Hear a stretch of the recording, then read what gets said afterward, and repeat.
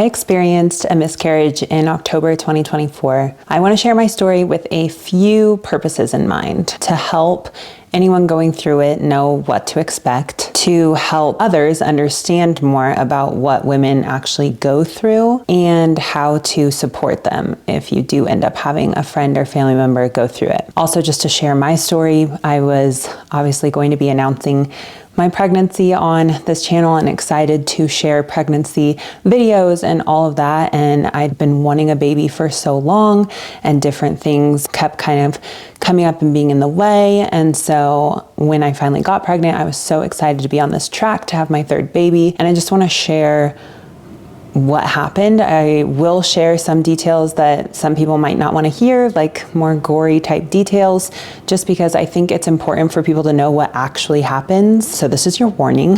And I also don't want to cause any fear or worry. So if you are pregnant and watching something like this would cause you to be afraid for your own pregnancy, then you probably just shouldn't be watching anything like this. I just want to be able to share what I've learned, but I don't want to cause any anxiety for someone else. The thing is that miscarriage is very common, and I didn't really know the statistics until someone really close to me went through one earlier in the year. But it's a lot, and so I just think that it should be talked about more. I just want to share my story. So first, I'll just go through how mine happened. I was 9 weeks pregnant. I felt 9 weeks pregnant. I had found out I was pregnant probably like 3.5, 4 weeks into the pregnancy, so pretty early on. I actually took a test because we were going to be like going out on a date and whatever, and I got a negative response. And then the following weekend, I like still hadn't started my period, and we were trying to conceive at this point. I wanted to be pregnant, and I just took another test, even though I didn't really understand why the first one was negative, but it was positive. So I was super excited. We shared with various friends and family right away. We don't wait until like 12 weeks. And I kind of mentioned it, but I do have 2 toddlers right now. I have a 3, almost 4-year-old and a 2, almost 3-year-old. I've just been really wanting to give them more siblings and wanting to have more babies. And I want a pink baby. You want a what baby? Pink baby. A pink baby. Do you understand? Can I see a baby in your tummy? We won't be able to see it until it comes out of my tummy, but my tummy's gonna get really big. It's big now. It's big now? Yeah. Turn the baby. For the baby. It's big enough for the baby right now. Yeah, because I need to see that baby. You need to see it. So I was 9 weeks pregnant when I started spotting, and I was actually at my mom's group at church, which is really hard to have something like this, like an experience like this happen somewhere so familiar and that you go back to time and time again, because now every time I go to my mom's group, it is just a thought in my mind, even though I'm doing so much better with my grieving process and everything. And this happened, like I said, in October, and now we're in January of 2025. So there's a little bit of time and I definitely have a lot of healing already, but it's still just hard that it happened at a place that I continue to go to over and over. I was just spotting, and I texted my midwife and sent her pictures of the discharge that was coming out. And I was trying to not go to worst case scenario in my head, but like I mentioned, someone very close to me did have a miscarriage earlier in the year. So I think I always kind of had that whole pregnancy, I just kind of had this in the back of my mind. Like I think I'd always like check my underwear for spotting as I was going to the bathroom, which is not normal. So it's almost like I knew it was going to happen. That sounds kind of weird, but I wasn't expecting it. I just think I was thinking about it much more than I had in the past. But I was trying to talk myself down and hold back tears. I was in this public setting and I was around friends, but I didn't want to just like tell everybody what was going on. But I did text my mom and my husband to be praying for me, because I just was going to pray and hope for the best and hope that it was something other than a miscarriage going on. There's a lot on the internet. Obviously, like Dr. Google is not the most helpful, but it can be. So it's hard to navigate that. But I have always read a few things about early bleeding and spotting in pregnancy. Like it doesn't always mean the worst. It's not always bad. So I was, trying to cling to that, and my midwife was trying to be more positive and supportive and, let's just see what happens, that kind of thing. But as the bleeding got worse and worse, I knew what was happening. I could just tell. The next time I went to the bathroom, I was still at the church, and it was like fully bright red, kind of similar to a period, but like a light. And I had to explain all of this to my midwife and everything. There was also clotting, which that is more of a sign of a miscarriage, I believe. I did call an OBGYN office that I had my first 2 babies at, but this baby I was going to do a home birth with a midwife, which I was very excited about. It was going to be very different. I used the epidural the first 2 times, and this time I was planning on having an unmedicated birth. Going through the midwife, I'm so grateful that I did that, because the OBGYN wasn't going to be able to get me in at all. And I was still pretty early, you know, being 9 weeks pregnant. You maybe have like 1 appointment already. Like usually around 8 weeks, you have your first appointment just to like confirm the pregnancy and all that. Sometimes you get to hear the heartbeat, which I never got to hear my baby's heartbeat.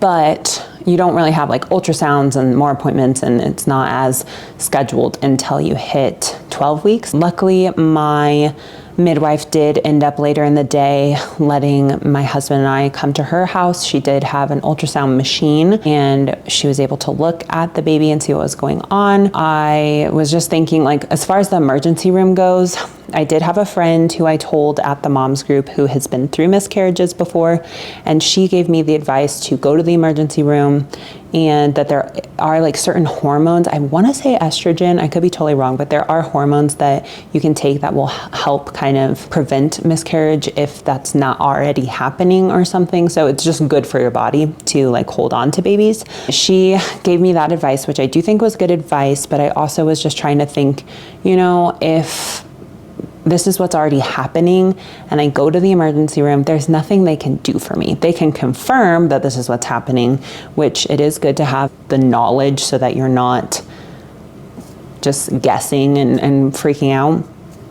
But I didn't want to just go and be uncomfortable. Like, I just wanted to be home and supported and comfortable in my own house. And I didn't want to go anywhere if they weren't even going to be able to help. If there was any way they were going to be able to help my baby, then I definitely would have gone. So I did get to go do the ultrasound at my midwife's house, and she was able to measure the baby, and the baby was only at 5 weeks as far as how big it measured. So you were not really able to see much on the ultrasound, but I did get an ultrasound picture, so I'll always keep that.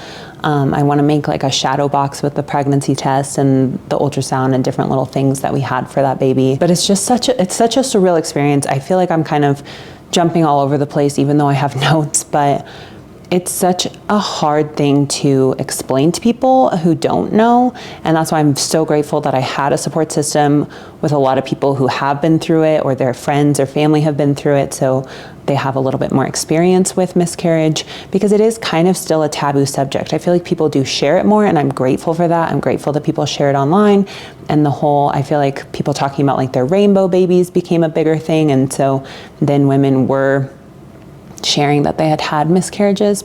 But still, I never knew like the details of the fact that you actually have to deliver your baby. Like, you have to birth the baby, the placenta, everything that's inside of you that's been growing. So I had been pregnant 9 weeks, and even though my baby only measured at 5 weeks, my body still like hadn't.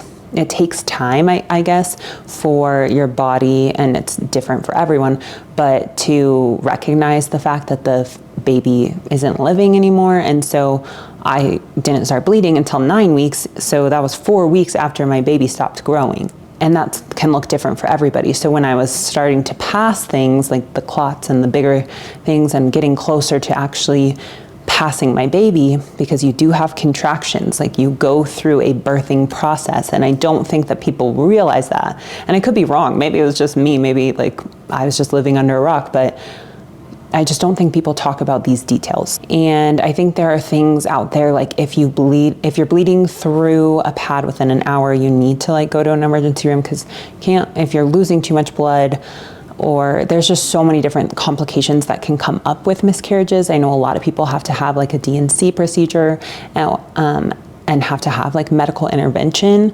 For me, I just was able to naturally pass everything, and I'm also very grateful for that. But it was really hard. I remember this moment where I just said, like, this isn't the home birth that I wanted. Like, because I did birth this baby at home. So yeah, it's just, a very obviously upsetting emotional experience. So that was a Tuesday that everything started. I started bleeding and then slept that night. Like everything was fine.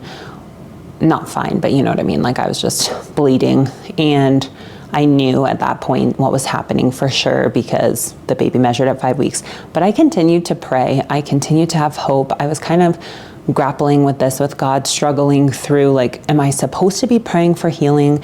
Am I supposed to be like, that's what I want. I want my baby to be healed, but I also need to accept what's going on.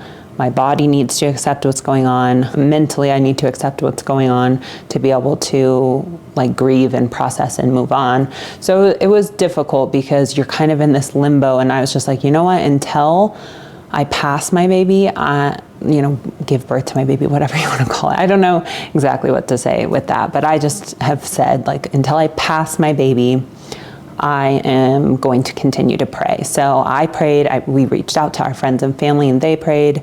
My family came over, my parents and my sister, and we were all praying on my couch. And I'm very grateful for the support that I had. And I do encourage you, first of all, not to be afraid to share that you're pregnant early on, and unless you want to just keep it for yourself, to just enjoy that news and relish in it on your own. I totally understand that perspective. But if you're only keeping it to yourself out of fear that it's not going to last past 12 weeks, based on the statistics, based on your own experience, whatever it may be, I would just urge you to confide in your friends and family, to let them celebrate the baby with you. And then if something happens, then they can support you in that. So I think it's really important to have community and to have that help. And it was a huge help to me. I had that friend that I had shared and she gave me advice. She was checking in on me all the time. And that was so encouraging. And it just makes you feel loved, and it makes you feel like you're not alone, even though I think a miscarriage can be very isolating and can make you feel very confused, very lonely. I think we just overthink, and everybody goes through it in a little bit of a different way. But if you're able to lean on the people around you, I do think you'll be able to heal more quickly and easily. I think it will really help you. So I highly encourage you. Also, just to be able to, I'm so glad that so many people knew we were pregnant, not so that they now know that we had a miscarriage, but so that we actually did celebrate this baby's life, because it was a life in my womb. There was a baby in there, a full human, and I am so glad that we had friends and family celebrating with us, excited for us, knowing that we wanted a baby and that we were really excited about it, and not just hearing this news later or like never even knowing about the baby. That Wednesday night, so the next day after things first started, I did give birth to a 5-week-old baby. I started having contractions. My parents and my sister were over. My sister was like playing with the kids. I started to feel things. The contractions weren't like my birthing pains I've had with my first two, but more like a very uncomfortable period cramp contraction. And then the difference would be like, I could actually tell, I didn't time it or anything. What's the point in that?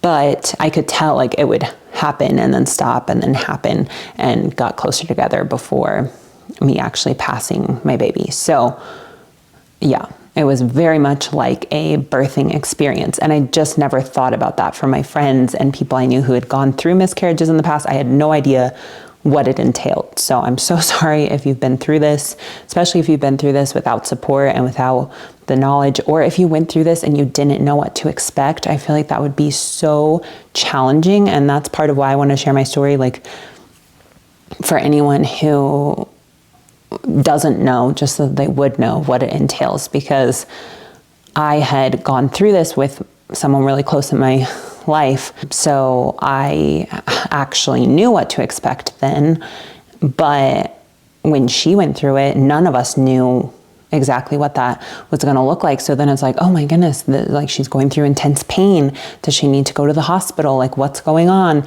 Whereas I knew, okay, this is normal. Like, this is what happens in a miscarriage. So I'm okay. I just have to make myself as comfortable as possible and get through it, basically. I was not actually able to find my baby in the clots and everything, and I ended up looking on the What to Expect app just to see like how they show pictures of your baby developing, and a 5-week-old baby is not as formed, you know, as a baby who would be 7 weeks, even 9 weeks. It's kind of before the phase of arms and legs and that kind of thing. So I didn't like try to find my baby. I passed my baby in the toilet because that was the most comfortable position for me. I tried different positions. I started on the toilet, and then I went into my bathtub because I thought maybe I would want to, you know, try to like bury my baby or do something with these clots. It's going to be different for everybody depending on how far along you are. I actually have a friend who was further along, you know, she was like 17 weeks and she had twins. So she had to go have a full delivery at a hospital, and that's some people's story. So everyone's going to go through it a little bit differently. I could kind of tell that no more was really coming out. I wasn't, like I said, able to actually find my baby or anything, but I was able to tell, okay, I think it's out. Like most everything is out of me. I was still bleeding, obviously, quite a bit. I think I even felt, before the contraction started, I almost felt like my water break is what it felt like, because I had been bleeding. I was just wearing a pad. I was downstairs playing games with my family just to keep myself distracted. And then kind of like a gush and more blood and liquid was coming out of me. And so I felt like, okay, I want to go upstairs and be in my bathroom. And so that's when I tried different positions. I was, you know, just a little bit confused on what to do and what I wanted. I didn't feel very emotional at this point. It was a very surreal experience. It was almost like an out of body, not really, but just it didn't feel real. It didn't feel like I'm actually going through this right now.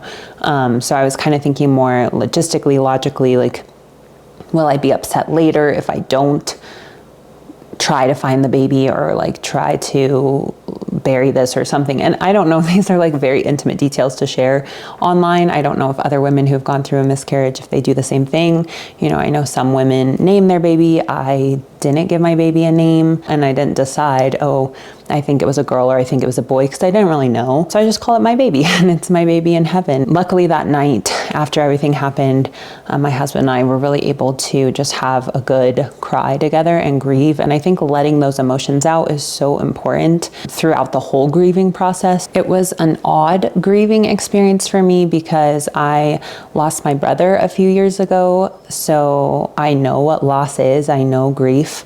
And this was just so different. You know, obviously, like, it was a baby in my body. I never met my baby, but I did carry my baby, which I think is also why it feels so isolating, because even your husband can't relate in the same way. Like, they didn't ever get to hold the baby, whereas you were holding the baby in your body. You were feeling things. You did actually go through the process of having to go through contractions to pass this baby way earlier than you were supposed to. And it's just very emotional. It's very confusing. I feel like I had so many thoughts come up. I was feeling bad about already thinking like, well, I just want to get pregnant again, you know, but that's not bad. Like, it's okay to have another baby after this. And just going through all these different emotions and ups and downs. Our brains run wild, and I'm a chronic overthinker anyways. So it was just a tough few weeks and even like a couple months. And now I'm feeling much better, and I have lots of friends and family, and I have the Lord to comfort me and to lean on. I just want to also say that I do think that people should let themselves grieve, let themselves have their emotions, and just feel whatever it is you're feeling without trying to be like, oh no, like that's wrong, I shouldn't feel that, if that makes sense. Everyone is going to have different emotions attached to a miscarriage. And I was pretty emotional about it, but I also wasn't like as distraught or upset as I thought I might be if I went through it. So I just think you don't really know until you go through it. And that's why a little bit later I do want to talk about how you can support friends and family who go through it, because I do think it's important to be a little bit cautious about things you say around people going through loss and this experience. But to finish out my story, the next day I was feeling very sick. I even thought maybe I need to go to the emergency room. I didn't know if I was gonna like have an infection or what was going on, because that can be common. So I didn't end up going to a doctor or anything. I did take like some medicine, like ibuprofen, Tylenol, whatever. I just kind of like laid on the couch all day. I was in agony. Like I really did not feel good. I was having really bad fever and the chills and body ache type stuff. And then the next morning I actually passed more clots. So I kind of think, looking back, that maybe my body was just like needing to pass that and needing to get it out. Yeah, luckily I didn't have to go in anywhere, but I was just really sick. And that was just part of the experience that I wanted to share. That way, if you know someone who's gone through it, you know, it's not just like, oh, it's done now. It's like you're still sick. Like you're obviously going through the emotions, but even you're going through this physical ailment, this pain and discomfort and sickness, which is just really hard. So that is the breakdown of how my miscarriage happened. That's my full story with a lot of other random thoughts and details in there. But I just want to reiterate a couple things for anyone who has gone through it, is going through it, or wants to support someone going through it. And that would be that I can't imagine going into this without prior knowledge of what actually happens in a miscarriage. So I do want to just kind of spread that awareness, I guess. I'm also just so grateful that I had a midwife that I was already talking to, the one that I had, because then I was able to go to her house and get an ultrasound. So it was really nice having an ultrasound. I will always be able to keep that picture, which is nice to just have something to remember, some piece of the baby. And I think it's important to just be supportive of anyone going through this in your life. And especially if you are close to them and you just want to be a good friend and you maybe don't know how. Everyone's story is different. Some of us already have healthy children, which can help ease the pain of a miscarriage. Some have been trying for years and years and then lose their first pregnancy, which I really can't imagine. Something they were so highly anticipating and fighting for, and then they lose it. And that would be such a monumental loss in your life. So I think it's important to understand that every story is painful. Every story is important. I don't want to like lessen anyone's pain. I think that's something I was doing in my mind a lot is, oh, well, I was early on and I have 2 other kids. So, you know, it's not that big of a deal, but it is a big deal. It is painful. I did grieve the loss of a child.